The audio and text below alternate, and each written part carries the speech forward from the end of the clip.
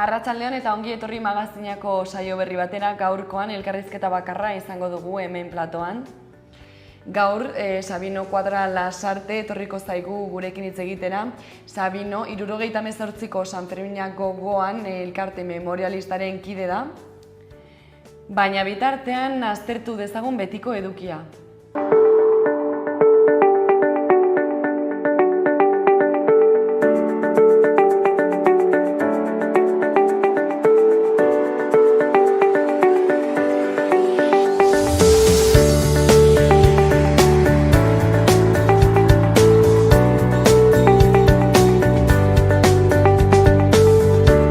Gaur ekainaren 20 ikus ditzagun gaurko efemerideak zeintzuk diren. Gaur bezalako egun batean, baina 1905ko ekainaren 20an, Suediako Oskar Bigarrena erregeak publikoki adierazi zuen independentzia lortu berri zuen Norvegia inbaditzeko zituen planetan atzera egingo zuela. Langile suediarrek Norvegiako langileen aurka soldadu gisa joateari uko egingo zutela eta greba eta matxinada mehatxua egina zuten. 1912ko ekainaren 20an Voltaire de Cleyre hil zen 20. mendeko mugimendu anarkista eta feministako emakume garrantzitsuenetariko bat izan zen, Emma Goldmanekin batera. Feminismoa boto eskubidearen aldeko borrokara mugatzen zen garaian, Cleyrek bide berriak ireki zituen eta gaur eguneraino iraun dute arrasto horiek. Besteak beste, emakumeen independentzia ekonomikoa aldarrikatu zuen, zalantzan jarri zituen genero rolak eta borrokatu zuen sexu esklabotzaren aurka bikote ezkonduetan gertatzen denari arreta berezia emanez. Horrekin batera aitzindaria izan zen gastu militarren gaineko eragozpen fiskalaren gaian. 1963ko ekainaren 20an telefono gorria ezarri zuten Amerikako Estatu Batuen eta Sobietar Batasunaren artean harremanetan jartzeko linea zuzena. Kubako misilen krisiaren ostean gerra nuklearraren arriskua murrizteko asmoz, bi potentzien artean zuzenean komunikatzeko teletipoa zen. Elkarri mezu telegrafiko kodifikatuak bidaltzeko erabili zuten. Eta gaur bezalako egun batean 2014ko ekainaren 20an Galesen lehenbiziko antolatu zuten Razir Light galesaren aldeko lasterketa. Euskal Herriko korrikan inspiraturik, 22 kilometrotan 9 udalerri zeharkatu zituen lekukoa eskutik eskura igaroz. UNESCOren hizkuntzen atrasaren arabera, egoera zaurgarrian dago Galesera. 2021ko datuen arabera, 882.200 pertsona dira hitz egiteko gai Galesen. 110.000 Inglaterran, 1.500 eta 5.000 artean Argentinan eta 4.000 inguru Kanadan. 2021tik aurrera oinarrizko galesera beharrezkoa da galesko administrazioan lan egiteko.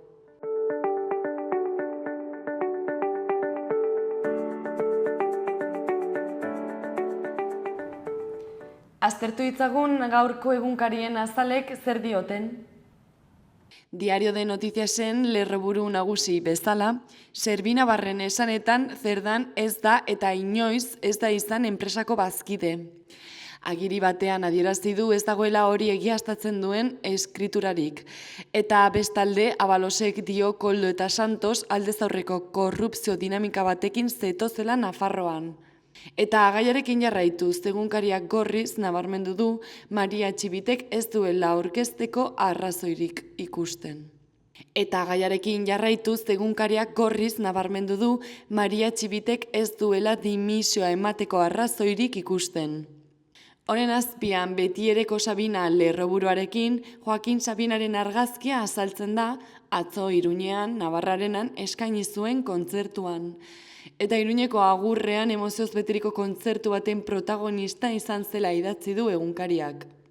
Azalaren eskuineko aldean dauden albisteen artean, lehendabizikoa, batzorde batek obra publikoko kontratuak ikuskatuko ditu 2011tik aurrera. Jolanda Bartinatik abiatutako gobernu guztiak barne hartzen ditu ekimen parlamentarioak. Eta eskuinak beste batzorde bat proposatu zuen Belaten tunelak bikoizteari buruz. Eta horren azpian, Nafarroako milaka erretiratu genero arrakalagatiko plusa jasotzeko aukera dute. Europar Batasuneko Auzitegiak diskriminatzailetzat jotzen du legeak kobratzeko baldintza gehiago eskatzea gizonei emakumei baino. Bestalde egunkariak nabarmendu du, emakumeak grabatzen zituen irakasleak 180 urteko espetxe zigorrari egin behar diola aurre. Foruztangoak 41 biktimari eragiten dieten artxiboak antzeman zizkion eta horietatik 31 adingabeak. Gaia aldatuz, honen ondoan, argi berdea etxebizitza eskuragarriaren legeari, UPN-ren, PP-ren eta Voxen gaitzespenarekin. Eta azpian, egunkariak idatzi du Pedro Sánchezek natori ohartarazi diola ez duela defentsarako gastua 5% igoko. Diario de Noticiasen azalarekin bukatzeko, hori azpimarratutako 2 lerroburu ditugu. Alde batetik 517 ekitaldi San Fermin jaietako egitarauan. Eta bigarrena, beti eskubaloi taldeak Europan jokatuko du. Diario de Navarra egunkarian argazki handi batek lagunduta horrela esaten du lerroburu nagusiak. Nafarroako administrazioak 14 milioi euro eman dizkio Servinabarri. Gero egunkariak gehitzen du. 4,6 milioi dagoeneko amaitutako obrengatik eta 9,4 milioi belatekoetatik. Bestalde, Servinabarrek dio zerdanek ez duela akzioen 145, eta gobernukideek obrak ikuskatuko dituztela 2011tik. Argazkian Maria Txibite eta Ramon Alzorriz agertzen dira, eta argazkiaren azpian hurrengoa idatzi du egunkariak. Oztasuna Maria Txibiteren eta Ramon Alzorrizen lehen topaketa publikoan. Eta editorialaren izenburua, Txibitek bizkarra eman dio errealitate burugogorrari. Eskuinaldeko lerroburuen artean lehendabizikoak gorriz azpimarratuta horrela dio. Espainiarren 60%ik uste dute Pedro Sánchezek dimisioa aurkeztu behar duela. Eta azpian, UPN-ren eta PP-ren kritika gogorren artean onartu da etxebizitzaren lege berria. 3. lerroburua bukatzeko, osasun mentaleko zentroetarako sarbideak okerrera egin du azken urteotan. Eta Diario de Navarraren azalarekin bukatzeko goiko aldean 2 lerroburu daude, kolorez azpimarratuta eta bakoitza argazki baten laguntzaz. Lehenengoak horrela dio, Nafarroa eta Joaquin Sabina agur bero bat. Argazkian Joaquin Sabina atzoko Iruñeko kontzertuan agertzen da. Eta 2. lerroburua bukatzeko, bihar ospatuko den San Fermin erdiari buruzko saio berria. Gara egunkariaren azalean, lerroburu nagusian, Txibitek gobernua eta alderdia ezberdindu ditu eta ez du dimisiorik emango. Eta egunkariak gehitzen du, Santos Terdan, Gara egunkariaren azalean, lerroburu nagusian, Txibitek gobernua eta alderdia ezberdindu ditu eta ez du dimisiorik aurkeztuko. Eta egunkariak gehitzen du, Santos Terdan, ukok koldo kasuari dagokionez setiatutako aholkulariaren egoera gorabera eta bezperan Ramon Alzorriz bere eskuineko eskuak uko egin arren, Maria Txibite lehendakariak adierazi zuen ez duela inolako argudiorik dimisioa emateko, eskuinak eskatzen dionaren kontra. Filtrazioen erdian bazkideek eta aliatuek ikerketa batzorde bat eskatzen dute. Eneko Anduezak adierazi zuen ez dela adarkatzerik egongo PSN.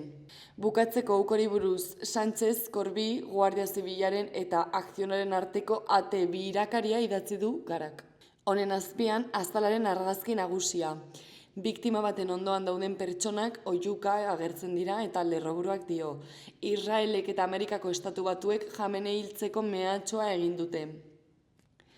Gaia aldatuz ezkerreko aldean erreportaje baten lerroburua Imanol Lintziarteren aipua. Zirimiria desagertzeko arriskuan dago. Biologian doktore eta Ziskeko ikertzaile Fernando de Baresek klima aldaketaren arrisku ez ohartarazi zuen atzo Donostian muturreko gertaerei bide ematen dielako. Beherapenaren alde egin zuen eta ausardia eskatu zuen lema aldatu eta norabide aldatuko duten erabaki sozial eta politikoetarako. Honen azpian egunkariak nabarmendu du zientiak Karmelo ikastetxea saldu diola Madrilgo promotore bati. Eta ezkerrean, Salgadoren analisia. 2 etiketen arteko nahasketa. Espainiako Auzitegi Gorenak atea itxi dio Arabako mahastiak hau berriari Errioxa JDKarekin akatsa eragin dezakeela uste baitu, izenak eta etiketak argi eta garbi bereizita izan arren. Berria egunkariaren azalean Maria Txibiteren argazki handi bat dugu protagonista, eta lerroburuak horrela dio. Txibitek bere jokaera babestu du, ez dago dimisioa emateko argudiorik. Ezkerreko aldean dauden lerroburuen artean lehendabizikoak dio, Irungo auzokide patruiak gorroto aztegiak direla salatu dute. Antxeta Irratiak egindako ikerketa baten ondorioztatu dutenez, xenofobia eta islamofobia sustatzen dira talde horietan. Kakotxen artean Lobimosen Irun WhatsApp taldeak 700 kidetik gora ditu. Azpian argazki baten laguntzarekin Gasteizko administrazio auzitegiko epaile izendako Elene Barandiaran Amillanoaren aipua.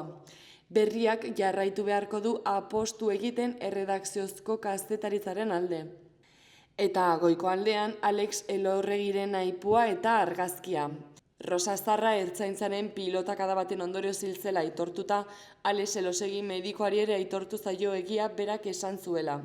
Bertso ofiziala asmatu egin zuten. Igandean beteko dira 30 urte eta tarte horretan ez du batere babesik izan. Euskal Herria Irratiari dagokionez, titular nagusian, ikerketa batzorde batek esleipen publikoak aztertuko ditu Nafarroako parlamentuan. Maria Txibitek ez du dimisioa emateko asmorik ez delako foru gobernuaren jardueran ilegaltasunik antzeman orain arteko ikerketetan. Zurrumurru filtrazio eta polizia txostenen aurrean gardentasuna. PSNek EH Bildu Geroa Baiketa Zurekin Nafarroak ikerketa batzorde berri baten eraketa adostu dute Nafarroako parlamentuan, kontratazio publikoen inguruan azken aldian zabaltzen ari diren ustelkeria zantzuak argitzeko. Honela, azken 4 legegintzaldietako esleipen publikoak aztertuko dira, Jolanda Barzinaren gobernutik Usue Barkos eta Maria Txibiteren exekutiboetara. Helburua gaiaren gainean argia ematea eta jardun publikoan ustelkeriarik izan dela azaltzea. Bigarren lerroburua, Sarebide proiektuan parte hartuko du Euskal Herria Irratiak. 5 komunikabidek, Berriak, Hamaika Telebistak, Euskal Irratiek, Kanal Duedek eta Euskal Herria Irratiak eta Eluiar Fundazioak parte hartuko dute Sarebiden. Edabideon gaitasun teknologikoak hobetu nahi dituzte ikus-entzunezkoak partekatzeko sistema eta plataforma digital berri baten bitartez. 3 urtez garatuko dute proiektua. Eta bukatzeko Sendra taldeko Iratxo Gorostizaren aipua. Entzun dugunaren eraginez sortu dugu eta badakigu rock, pop eta folk estiloek gure gizartean duten lekua. Sendra taldeak pasaden urteko uztailean bere lehenengo diskoa kaleratu zuten. Gaur, arratsaldeko 8 kontzertua eskainiko dute Iruñeko O plazan.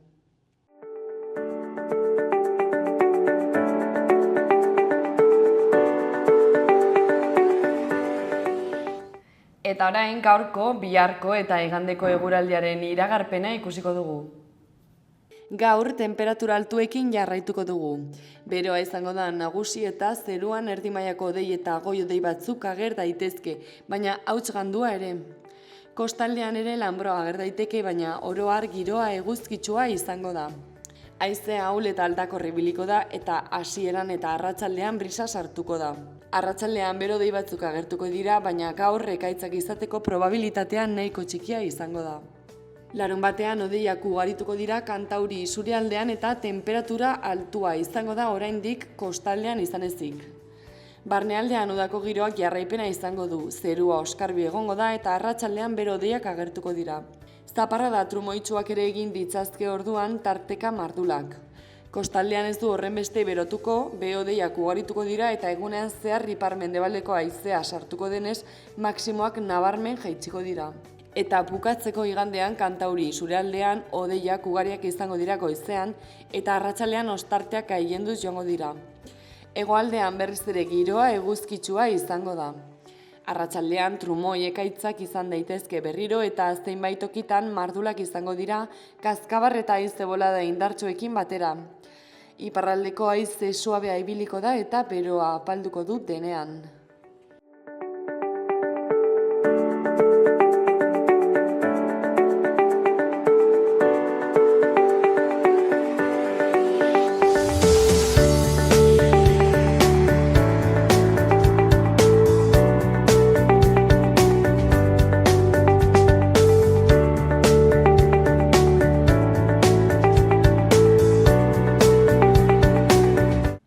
Lehen aipatu dugun bezala, gaurkoan Sabino Kuadrala Sarte etorri zaigu platora, 1978ko San Ferminei buruz hitz egiteko. Kaixo Sabino, zer moduz? Bueno, ongi, berrezagat, kontent. Oso ongi gore bai, hemen zaudela. Eta, bueno, hasteko, gaurkoan hitz egin behar dugu 1978ko San Ferminei buruz, urte horretan gertatu zenari buruz, ezta? Baina horrela botako dizu dut hasteko galdera bat, zuk uste duzu belaunaldi berriek ezagutzen dutela urte horretan gertatutakoa? Nik esango nuke gazteriaren gehienak ez duela ezagutzen. Badago sektore handi bat gazteen artean, bai, horretaz etxean edo kuadrilean edo zerbait entzun dutela, ezta? Baina oro har nik esango nuke, ez. Eta gainera zerbait dakitenek gutxi da jakiten dutela. Arrazoiak mota askotakoa dira. Kontuan izan behar, lehenengo momentutik San Ferminetan, 1978ko San Ferminetan gertatu zena, instituzioen aldetik eta komunikabidean aldetik saiatu zela oso modu nabarmenean hori estaltzen, isiltzen, isiltasunezko mantu bat jartzen horren gainean. Adibide bat, urrengo San Ferminetan, 1979koan, udalaren aldetik, atera zen, argitaratu zen, jai programan, ezen tutik ere esaten horretaz. Eta ez hori bakarrik, anedota bada, baina oso biztagarria. Komikilari batek poster bat atera zuen, non San Fermina agertzen zen, begi batean, esparadrapo bat bazuten, eta gero eskuan, kepote bat poliziak pasatutako urtean erabilizuen horietako bat, ezta? Oso kartel polita eta kalera atera zen hori saltzea. Jarri zuen postua kalean eta udaltzainak agertu ziren, errekisatu egin zuten kartel guztia eta eraman zuten. Orduan, lehenengo momentutik gertatu zenaz saioak egiten dena isiltzeko, estaltzeko, eskutatzeko. Hori arrazoi importantea izan da, zeren hori izan da batez ere instituzionaletik mantendu egin diren jarrera, urteetan zehar, hamarkadatan zehar. Nik uste dut 40. Urte horrena bete zenean, orduan ja udalean indar politiko berria sartu zirela, tripartitoa edo kuatripartitoa ez dakit izan zen, alkatetza Joseba Asironena, eta ja horrekin udalaren partetik ja modu ezberdinean hartu zen kontua. Eta baita ere, Nafarroko Parlamentuaren aldetik ere errekonozitzen, zer gertatu zen, jarritekako kereilaren alde agertzen, eta orduan instituzionalki hori. Baina gero, oso importantea izan da, baita ere, hezkuntzan gertatu zena. Zeren gu saio desente egin dugu, hezkuntzan gai hori sartzeko eta esateko zer gertatu zen. Azken finean, horre polizia milaka eta milaka pertsonen kontra agertu zen bortizki, aldez aurretik prestatutako ekintza batekin, eta hori populazio osoa bizi zuen, hori oso modu biziki. Eta orduan, nik uste dut horiek izan dira, arrazoi importantenak, gaurko belaunaldiek horretaz jakin ez dezaten. Eta horren kontra ibili gara hor urtero, mantentzen 8an zer gertatu zen, 8ko ekitaldian, baina baita ere urtetan zehar 11 ekitaldi ezberdinak egiten berreskuratzeko gertatu zen. Laburbilduko diguzu pixka bat egun hartan zer gertatu zen, ez dakienak jakiteko? Zer gertatu zen? zezen plazan gaude, 20.000 lagun, hortxe, zezenketa bukatu berria zen, lagun batzuk, peinetako mozo batzuk jaitsi ziren ruedora, pankarta batekin, non amnistia eta sufrimenetako presurik gabe aldarrikatzen zen. Hori ziren leloak.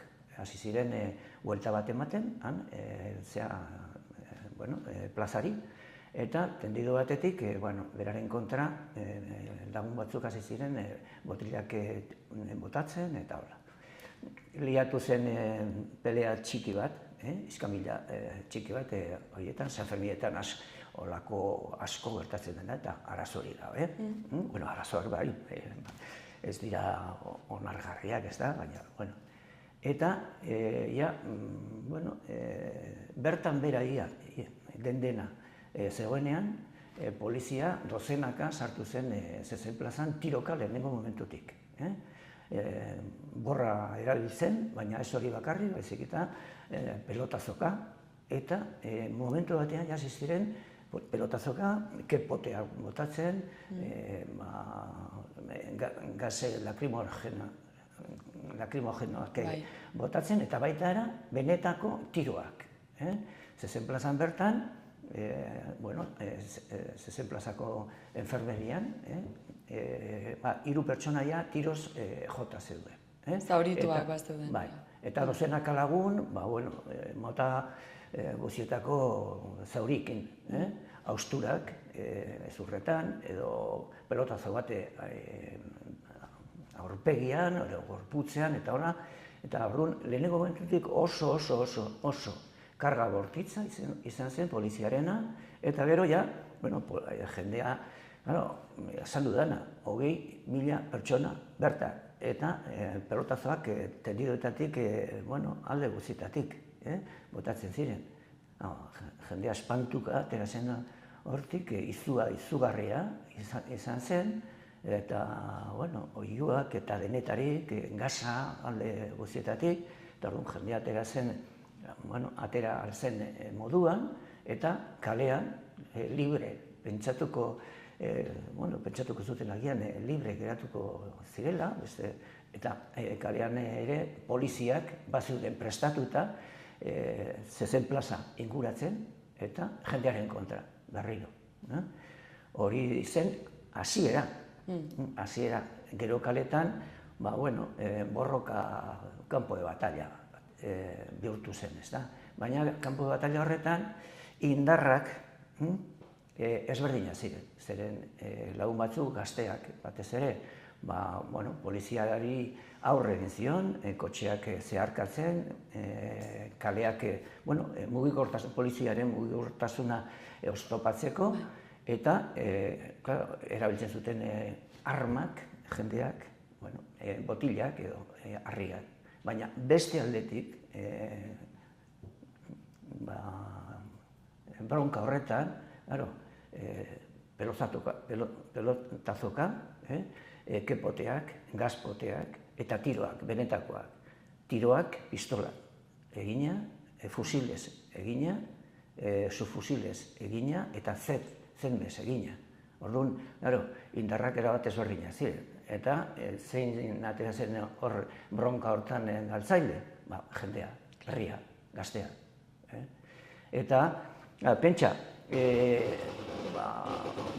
polizi iturriek esana, txosten batean, gau horretan 6.000-tik gora disparo egin ziren. Pelotazoak, gaza,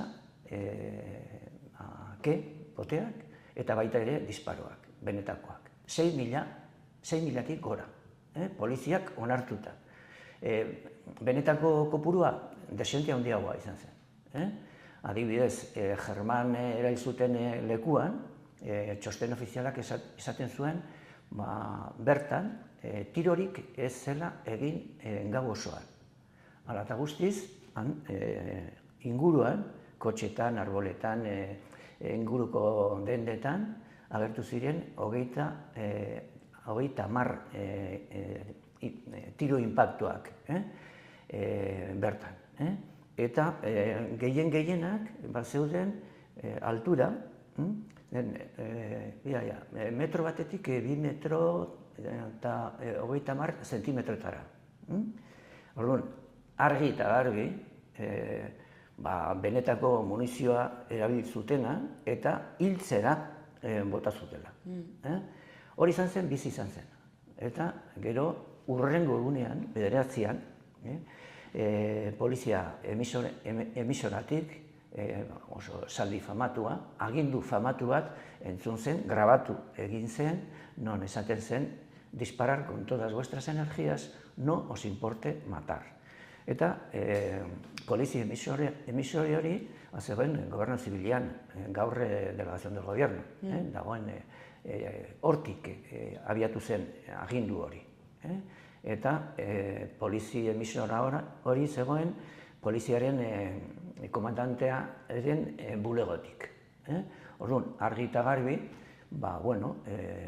aldez aurretik prestatutako gauza bat izan zela. Hori da, gertatu zena, gutxi gora bera.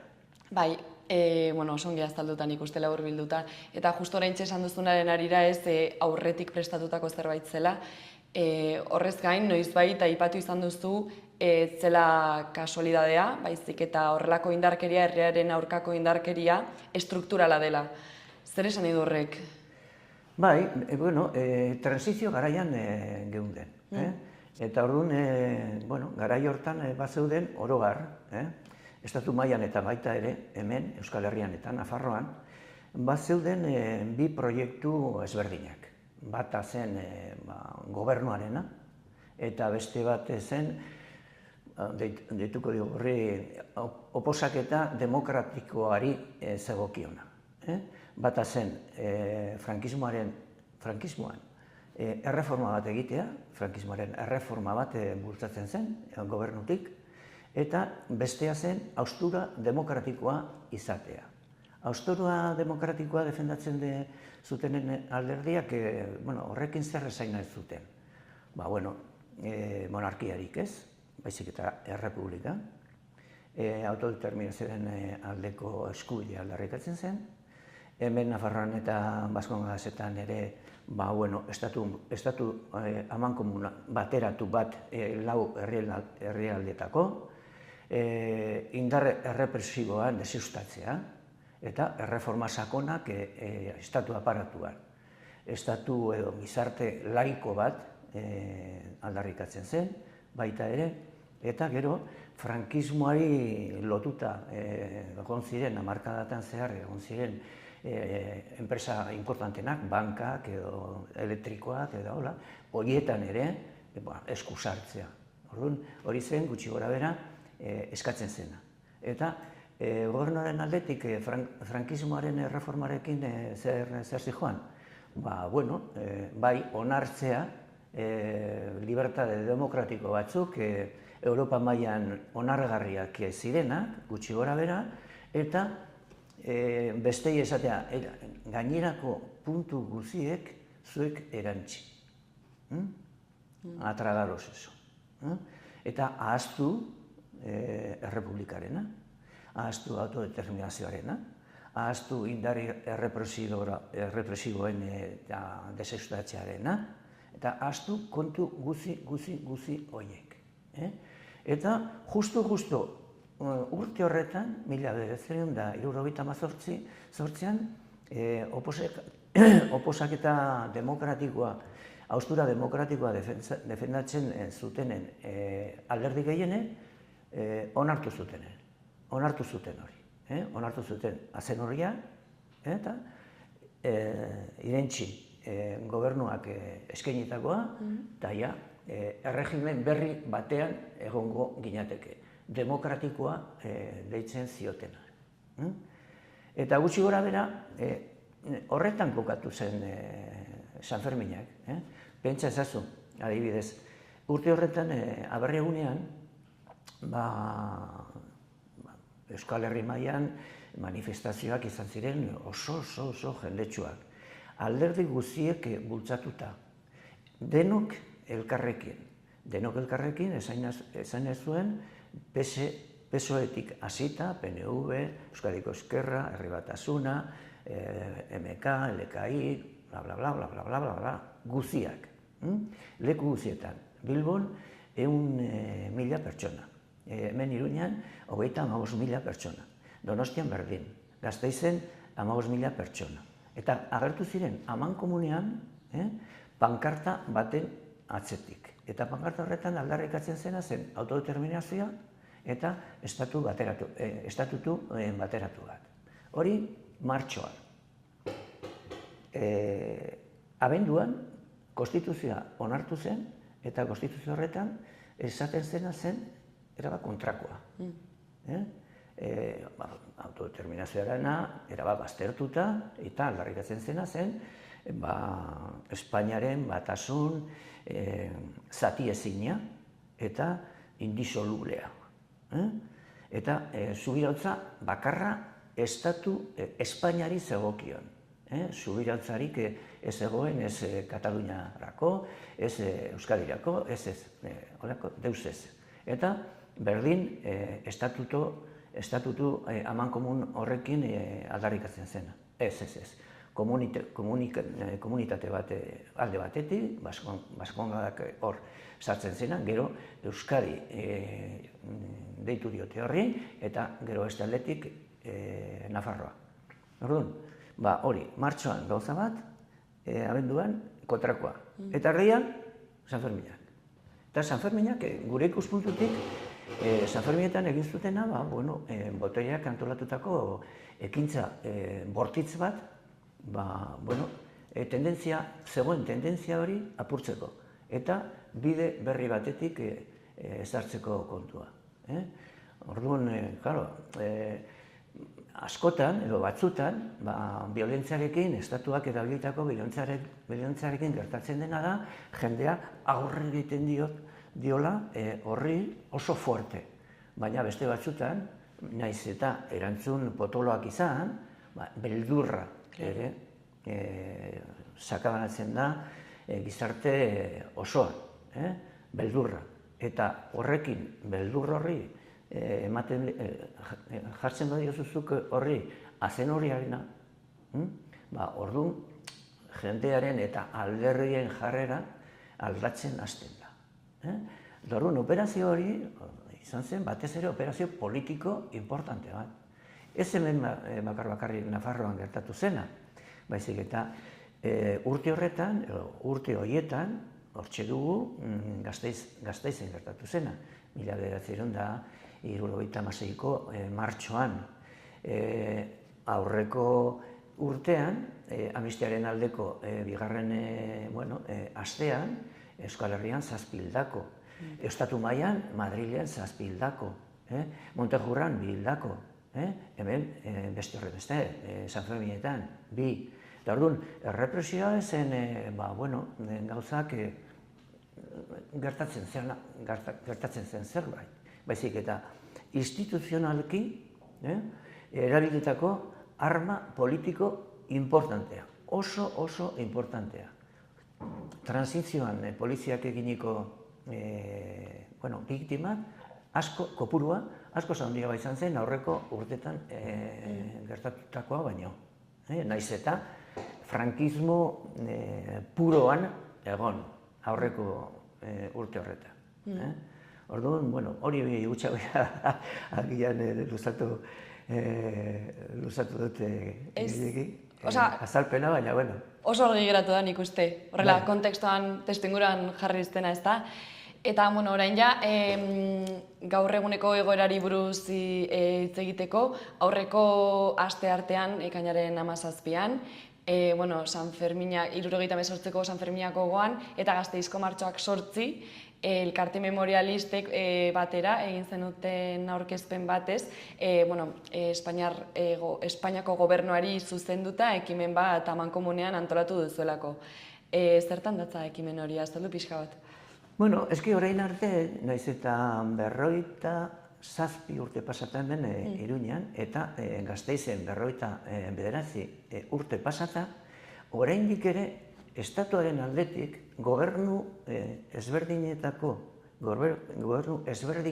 adierazitako jarrera izan da deus ez esatea. Ez errekonozitzea erantzunkizuna, estatuaren erantzunkizuna, kontrakoa bizi. Bultzatu dute isilpera, bultzatu dute datuak eta dokumentuak eskutatzea, ley de secretos oficiales hortxe dago, Francoren garaian onartu zena, Franco sinatuta eta segitzen du indarrean, eta gobernuaren aldetik, beti mutu agertu diren gobernu guztiak, PSOEkoa eta PP-koak, eta garai hartan UCD-koak. Eta orduan, naiz eta hemen Nafarroan eta Baskongasetan gobernu autonomikoen aldetik errekonozimendua egiten hasi da, eta badaude ia 500 pertsona errekonozimendu hori lortu dutena eta horrekin batera indemnizazio batzuk, horrengatik, estatu mailatik ez da holakorik gertatu. Eta orduan, guk esaten genuena izan zen, erantzunkizun hori politiko izan zen, erantzunkizun hori garai hartako estatuan eta gobernuan kokatzen zen, eta bada garaia hori errekonozitzeko. Orduan, eskatzen dioguna, gaurko Madrilgo gobernuari eskatzen dioguna da, esatea, beste herritan egin den bezala, Inglaterran, Irlandan, edo, askotan, Hego Amerikan, errekonozitzea, ez zure erantzunkizuna. Eta horren arabera, hori esan ondoren, erreparazioaren kontuak zure gain hartu. Eta ez esan, horre Nafarroan edo, zuek egin hori, ez. Hemen San Ferminetan eta Gasteizen tiroka agertu ziren poliziak, ez ziren foruzainak. Izan ziren polizia armadak, estatukoa. Orduan, erantzunkizuna Madrilen dago. Eta segitzen dute egoten Madrilen. Eta Madrilgo gobernuari eskatzen diogu horri. Eta orduan, horregatik bildu ginen, bi talde hauek, Gasteizkoak eta gu, San Ferminetakoak, eta hori izan zen, adierezi nahi izan genuena. Eta zuk aipatu zu bezala, hainbat urte asko, igaro dira gertakari horiek gertatu zirenetik ez. Zergatik uste duzu oraindik badagoela hori estaltzeko edo isilarazteko jarrera? Jarrera, zergatik mantentzen dute hori? Bai. Eske, frankismoaren sustraiak oso barneratu dago instituzioetan, judikaturan, administrazioan, polizia. Hori segitzen dute berdin. Hamaika aldiz, lehen esan dut nik oposaketa demokratikoak aldarrikatzen zuela, indare represiboen deseustatzea edo aldaketa edo reforma sakon bat egitea, garbiketa sakon bat egitea. Hemen ondo-ondoan genuen eta dugu Portugal. Eta Portugalen egin zen 1974an, egin zen Klabelinen iraultzarekin batera, lehenengo neurria izan zen polizi berezia, ez dut orain gogoratzen izena, deseustatzea, goitik bera, desagertu zen. Eta hor zeuden arduradun nagusiek, epaituak eta kartzelaratuak. Hori izan zen, 2 urte lehenago, ondo-ondoan zegoen herri batean. Eta hemen ez, hemen mantendu egin zen indar errepresiboen egitura osoa. Pentsa, Felipe Gonzáleren lehenengo gobernua sortu zenean, 13 polizia komisaldegi nagusietatik, bederatzitan segitzen zuten brigada politiko, frankismoaren garaiko brigada politiko sozialeko arduradun importantenak. Hori transizioa egin ondoren eta ja bagaude 80ko hamarkadan. nahiko sartua. Eta segitzen zuen, berdin. Gaur agertu da prentxan, gaur. Urra eta beste bat, bi atxilotu izan genuela, uste dute 80ko hamarkadan, Guardia Zibileko koronel bat kondenatua izan zela, tortura egiteagatik, kondenatu izan zela, 4 urtetako zigorra betetzera, indultatua izan zen, ez zen kartzelan sartu, bueltatu zela Guardia Zibilera, gorpu hortara, igo egin zen generala bihurtu arte, eta jefia gainera horretan. Orduan, egitura hori eta dena mantendu eginda, eta horren ondorioz, holako gauzak ikusi ditugu, eta segitzen dugu ikusten. Baskongasetan, Hego Euskal Herrian, Baskongasetan hemen Nafarroan, aztertuta dago, frogatuta, gobernuek, Nafarrokoa eta Gasteizkoek,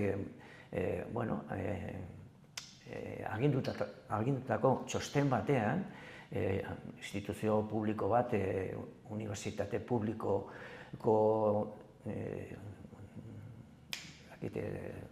Unidad de Criminología, de la Universidad del País Vasco, eginiko azterketan 5.000 kaso agertu ziren torturaz. Eta mantendu egin dira tortura horiek hamarkada hauetan zehar. Madrilgo gobernuek ikertu gabe. Soilik oso kasu gutxitan aztertu egin da, eta teniente koronel horrekin gertatu zena, gertatu da. Indultoak aligatu dira. Oso kasu gutxi, txantxakak, zenbatu direna, eta gehienak aztertu gabe, investigatu gabe, epaitu gabe. Horrek esan nahi du, estatuko egitura horietan mantentzen direla Francoren garaian bizirik zeudenak. Hori da gutxi gora bera gertatzen dena. Zergatik ez dira kasu horiek argitzen? Oso pisu handia dutelako indar polizial horiek. Epaile guzi horiek, zeren poliziarekin gertatu zena, berdin-berdina gertatu zen judikaturarekin. Tribunal Orden Publikoan zeuden magistratu eta epaile guziak pasatu ziren Audientzia Nazionalera edo Tribunal Supremora, eta leku bakoitzean pipi horiek arrautzak jarri zuten, eta arrautza horietatik pipi gehiago, urtetan zehar. Eta hori indarra handia dute, eta horregatik gertatzen dena. Zuk honi buruz, alde batetik, 78ko San Ferminei buruz, eta hitz egiten ari zaren honi buruz 2 liburu idatzi dituzu. Alegia, bigarrena, duela gutxi plazaratutakoa. Bere izena da San Fermines de 1978 los victimarios. Han seinalatzen dituzu errudunak, edo erantzukizuna zukatenak momentu horretan, eta izenak aipatzen dituzu. Kontatu pixka bat liburu horri buruz, zergatik erabaki zenuen seinalatu behar zirela eta aipatu behar zirela izenak, zergatik da garrantzitsua hori egitea? Bai, oso importantea iruditu zaigu guri hori plazaratzea. Zen, orain 6 urte lehenengo liburua idatzi genuen, eta horretan batez ere kontatzen zena zen gertatu zena. Gertatu zen hau, lehen esan dudana, ez da? Bai. Karo, zehaztapen askoz gehiagorekin, ez da? Eta, momentu batean, pentsatu nuen, ongi da zabaltzea jendea jakin dezan ze gertatu zen, baina bezain importante esatea, zeintzuk izan ziren egin zutena. Arduradunak zeintzuk izan ziren, ez da? Eta hori plazaratu egin da, eta pertsona horien ibilbidea, frankismoan jaioz zirenak, pertsona horien ibilbidea plazaratzea, argitzea. Eta bigarren liburu honetan egin duguna, gehien bat, da hori, esatea, goikotik hasita, jangoikoa zena, polizia, Martin Villa, barne ministroa, eta hortik hasita, hemen gobernadore zibila, hemen poliziarekin kargan ibili zirenan, komisario Rubio, eta komandante de polizia, Fernando Ávila, eta baita ere, izkutuan geratu zena, eta oso pertsona importantea Jose Sainz. Jose Sainz zegoen komisario jefe zen lurralde haundi batean, non Nafarroa, Baskongadak, Logroño, Santander, Burgos, eta jefia, poliziaren burua. Eta orduan, hori gertakizun horietan, izkutuan geratu zen, eta horretaz ere mintzatu gara. Baina batez ere, pizarik importantena izan Martin Villa. Martin Villa, transizioan eta frankismoan oso pieza importante bat izan zen. Eta gaur egun da, frankismo garaiko arduradunen artean bizirik mantentzen den oso jende gutxi geratzen da. Eta bera da horietako bat. Eta, kontuan izateko, ministro izan zen, ministro de Relaciones Sindicales eta Gasteizko Sarraskian. Gatazka sindikal importantea izan zen, eta bera ministraria. Hortik pasatu zen barne ministroa izatea, eta San Ferminetan barne ministroa izan zen. Jarraian, ministro de Administración Territorial, eta ardura izan zen mapa autonomikoa bultzatzea. Harreman zuzena zuena, hemen San Ferminetan gertatu zenarekin. Ministro de Relaciones Sindicales, ministro del Interior, ministro de Administración Territorial, marrazki autonomiko berria sortarazteko. Eta hortik vicepresidente del gobierno. Oso personai klabea transizioa. Eta gobernu haietatik bultzatutako politika errepresibo horretan, klabea. Eta gero, Nafarroari dagokionez, oso pertsonai sartuta ibili zena. Zeren hemen Nafar transizioan izan denun gauza batzuk oso importanteak izan ziren. Lehenengoa, Decreto de Democratización de las Instituciones Forales izenekoa, Martin Villa Amadeo Markorekin sukaldatu dutena eta egin zutena, horren ondorio sortu zen hemen parlamentu, nire ikuspuntutik antidemokratikoa, libertaderik gabeko eta gainera, merindadeko hautatzeko sistema bat erabili zen, eta kasualitatez, Iruñerriko biztanleen pisua erdia zen, eta Tafallardean agertu zenarekin edo Zangotzaldean gertatzen zenarekin. Hemengo botuak pisu gutxiagokoak. Eta orduan, parlamentu bat onartu zen, eta horren bitartez eta hauteskunde horietan sortu zen diputaziotik, diputazio hori izan zen, horrek izan zen, gero amejoramendua negoziatu zutena.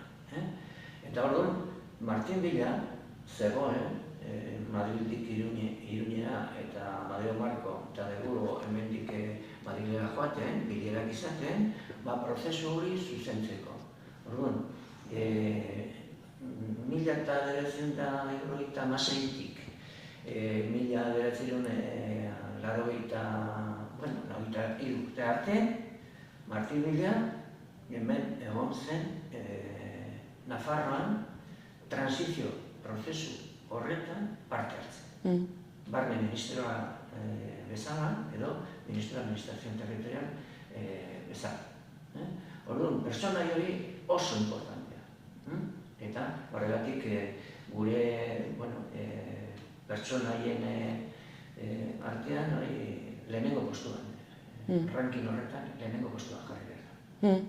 Orduan, zure ustez gertakari guzti hauek ulertzeko eta transmisio hori emateko ez, eta ere bai borroka aldarrikatzeko pertsona horiek seinalatzea eta bakoitzak zer kargu zuen edo zertan zuen erantzukizuna uste duzu garrantzitsua dela saltzea.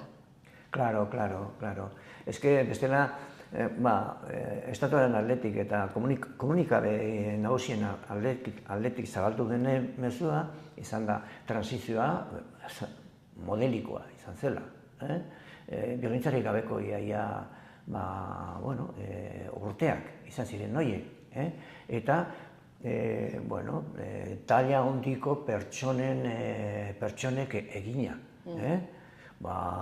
Pertsona importante horiek izan ziren oso jakitun eta erregea, jakina, Suárez, berdin, Martin Villa, Fraga, Carrillo, Felipe González, horiek ez ziren libertadeak ekarri zituztenak. Libertadeak ekarri zituen batez ere herriak, langileriak, gazteek ekarri zuten, emakumeek, zeuden saltza guztietan mugitzen, iraultzen denak, eta horiek izan ziren ditugun libertade demokratikoak ekarri zituztenak.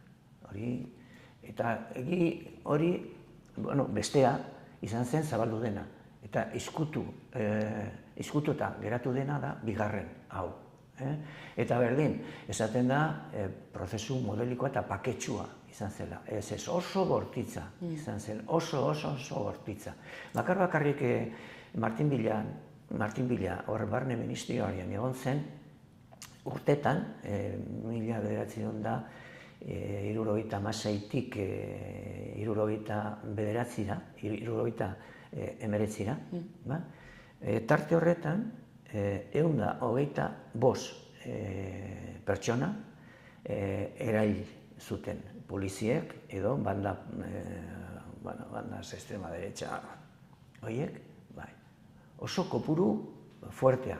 Eta horien artean ikusi genuen sarraski handiak.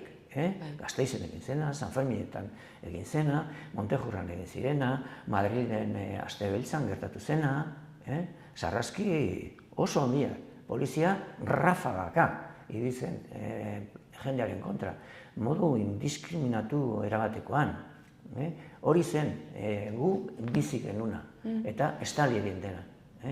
Horregatik importantea da kontatzea zer gertatu zen, eta kontatzea baita ere gertatu zenaren arduradunak zeintzuk izan ziren. Borroka urte guzti hauetan, uste duzu zerbait lortu dela, aldi berean, Espainiar gobernuaren erantzuna zein izan da? Bueno, estatu gobernuaren erantzuneza, hori da ezagutu duguna, batez ere. Erantzuna izan da, negatiboa, dena estaltzea, dena oztopatzea. Adibiderik garbiena izan daiteke sekretu ofizialen legea mantentzea, indarrean mantentzea. Hori onartu zen Frankoren garaian 1978. Urte hortan. Orduan badaramatzaia indarrean iaia 60 urte. 60 urte. Eta zeharkatu egin du transizio osoa eta hurrengo hamarkada guztiak. Eta bizirik eta indarrean segitzen du. Hori da, oro har, Madrilgo gobernuek, PSOEkoek eta PPkoek mantendu duten jarrera. Oro har, dena oztopatzen. Zu pentsa, guk eskatu dugu, barne ministerioari eskatu dugu, bertan dituzten artxiboetan, San Fermineteko zegokien dokumentazio guztia guri ematea. eskubide osoa dugulako, German Errorezen familikoek eskatuta, eta gure taldeak ere eskatuta. Bale, eskatu dugu, eta ja, zehazki esaten, dokumentu hau, eta hau, eta hau, eta hau, eta hau, eta hau. Legearen aldetik derrigorrezkoa ziren garai hartan dokumentu horiek egitea, txosten horiek egitea, eta puntuz puntu eskatu dugu hori. Eta erantzuna, jakizu zer izan den, ez dela deus ez existitzen, artxibotan, San Ferminikoei buruz. Kasualitatez, este adibide bat ez da, hemengo gobernadore zibiliek garai hartan urtero pasatu behar zioten gobernuari txosten orokor bat, urte horri zegokiona. Eta urtez Madrilera bidaltzen zuten txosten hori. Eta agertu gara hor artxibotan begiratzen hori, eta agertzen dira 76koa, 77koa, 79koa, 82koa. Eta kasualitatez, 78koari dagokiona ez da gertzen. Eta hori gertatzen da, gertatu zaigu, dokumento guzti horiekin esaten digutela, pues no sabemos, ez dakigu, zer gertatu da, baina ez dago dokumentaziorik. Eta hori da, PSOE-ren gobernukoekin eta PP-ko gobernuekin. Orduan, hori izan da gobernuak mantendu duten jarrera. Eta segitzen dute jarrera hori mantentzen. Oraindik arte tamalez aldaketerik gabe. Baina aldi berean zuek ere bai jarraituko duzue borrokan. Bai, agina, bestela zer egin. Kontan izan behar, garai hartako jendea, jende desente, berroita 7 urte gertatu dena San Ferminetan gertatu zenetik, ez da? Orduan jende asko zahartu egin da, edo zahartu egin dela, eta benaldi berriek hasieran komentatu dugula, ez dakitela gauza handirik horri buruz, ez da? Baina jende asko baita ere segitzen dute aldarrikatzen egia, justizia eta erreparazioa. Jende asko. Gure ekitaldietara etortzen, uztailaren 8ko ekitaldi horretan agertzen, eta baita ere sostengu ematen, nola. Eta, gero bestaldetik, bai, ikusten duzu komunikabideetan ere, azken urteotan, gai hauek agertzen direla, gero eta maizago, saiotan, idazten dela gero eta gehiago, komunikabideetan dauden egunkarietan eta irratitan, agertzen diren informazioan, sartzen dute hori. Eta onartuta dagoela, gauza batzuk gizartean, onartuta dagoela gauza importante batzuk. Transizioa ez zela oso denboraldi paketsua izan. Transizioa ez zela zerbait pertsona importantei zegokien zerbait. Ez. Herriak izan zela, askatasun demokratikoak lortu zuena. Erantzunkizunak oraindik ere, hor daudela. Arduradunak baita ere. Eta mezu hori mantendu egin da hamarkadatan zehar. Eta segitu behar dugu hori egiten. Egiaren parte bat lortu dugu, importantea. Faltatzen zaigu parte importante bat, egiarena. Justiziaren ateak oraindik ere ireki gabe da, erabat, eta horren arabera, segitzen dugula eta segituko dugula iniziatiba juridikoak eramaten, kereilak sartzen eta hola. Irekita dugu momentu honetan bi kereila, bata Argentinan eta beste bate hemen Iruñan. Eta ikusiko dugu nola bukatzen diren, esperantzak guk ez dugu galtzen. Baina segituko dugu aldarrikatzen, bai, errekonozimendua ongi dago, biktimei eginikoa, baina justiziaren ateak ireki behar. Justu, orain 10 egun edo, 15 egun, oso pausu txikia, baina oso importantea. Valentzian aurkeztutako kerila batekin, lehenbiziko aldiz, estatu espainolean, diligentzia batzuk egin ditu epaileak, eta diligentzia horien artean, deklaratzera deitu diote Martin Villari epaitegi horretan. Deklarazio hori eginen da azaroan, lehenbiziko aldiz. Aurretik, 107 kereila sartu dira eta onartu gabe lehenbiziko pausoak ematea. Lehenengo erabakia epaileen aldetik izan da artxibatzea eta desestimatzea. Eta lehenbiziko aldiz, pum, hala, aldatu da. Bueno, eta Argentinan antzeko zerbait. Argentinan Martin Villa segitzen du inputatuta 12 krimenengatik inputatuta. Eta hori irekita dago. Oso berandu da, baina hala eta guztiz ere, segitzen dugu horren bide hortatik, erreklamatzen egia, justizia eta reparazioa. Zongi. Bueno, elkarrizketa bukatutzat emango dugu horrela, Sabino, orduan eskerrik asko gurera etortzagatik eta zure denbora eskaintzagatik ere, bai?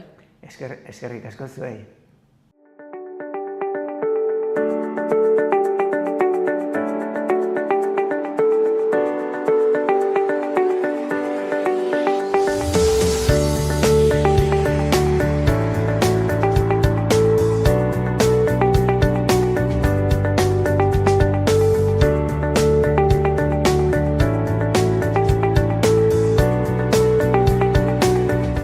Eta honekin bukatutzat ematen dugu gaurko saioa, eskerrik asko zuen arretagatik eta asteburu ona pasa. Agur!